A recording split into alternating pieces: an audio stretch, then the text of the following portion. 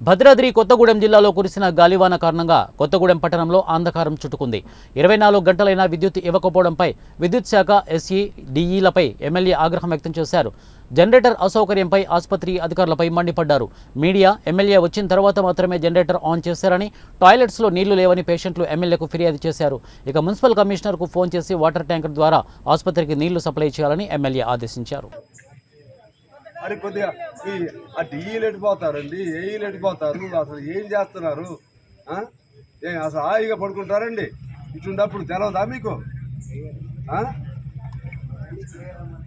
ఇప్పుడు దాకా పోయొచ్చారు, ఎక్కడెక్కడ ఏ ప్రాబ్లం ఉంది తెలుసుకోవాలి కదా. ఇప్పుడు అందరూ మీకు చెప్పలేరు, మీరే తెలుసుకోవాలి ఎక్కడ ఏ ప్రాబ్లం ఉంది.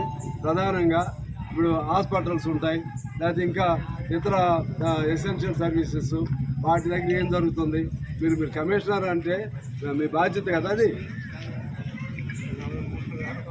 ఇప్పుడు ఎక్కడ డబ్బులు అవసరం అవుతుంది, ఇమీడియట్గా శాంక్షన్ ఇస్తామని చెప్పి చేయించాలి. అరే ఎట్లాగండి, మీకు అంత అనుభవం లేకపోతే కానీ మాలాంటి వాళ్ళకని చెప్పాలి ఇట్లా జరుగుతుంది, ఏం చేద్దామని.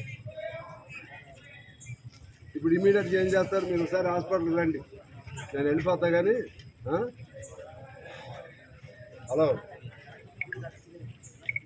హలో మీరు దగ్గరుండి ఈ కరెంట్ వాళ్ళు నేను ఉన్న వరకు ఇక్కడ వచ్చేట్లేరు.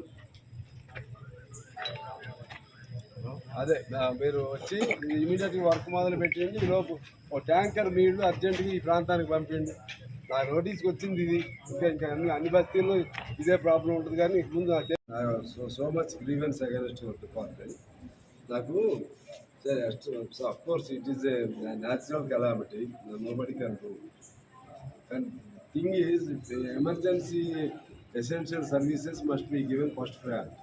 But whereas hospital, నేను మధ్యాహ్నం నుంచి పర్సూ చేస్తున్నా ఇన్ ఏ పీస్ఫుల్ మేనర్.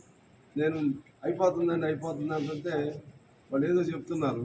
హాస్పిటల్లో డయాలసిస్ పేషెంట్లు ఉన్నారు, వాళ్ళు ఫస్ట్ అటెంప్ట్ ఇక్కడ చేయాలి కదా హాస్పిటల్, గవర్నమెంట్ హాస్పిటల్.